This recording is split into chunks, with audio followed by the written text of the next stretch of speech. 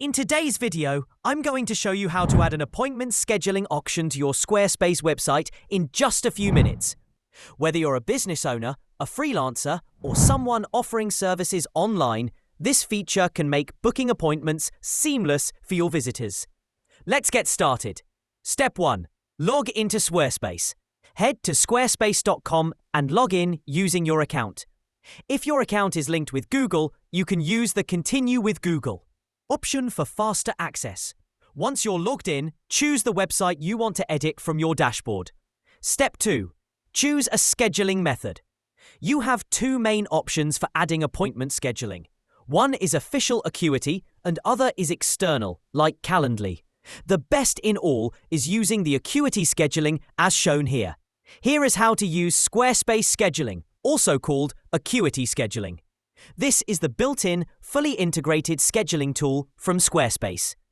In the main dashboard, go to Settings, then choose Scheduling. If you haven't set it up before, you'll be prompted to link or create a scheduling account. After setting up your availability, appointment types, and payment settings, you can display your scheduler on your site. I have on my other site already integrated it and trial is also started. So how it looks now? Here you can click on Appointment in left menu and create list of various appointment topics. This is the best scheduling service on the whole Squarespace platform. Here you can keep rate, minutes, and every small things. This is the appointment scheduling page looks like. You can also create new page. You can go with Go to Pages and click plus Add Page. Then choose Scheduling to create a standalone booking page.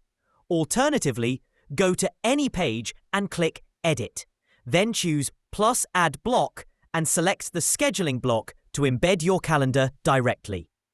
You can then add this link in menu on the website by editing. The option is to use a third-party tool like Calendly. To do this, go their website and get inline embed or your preferred format, and put it in code section in the website.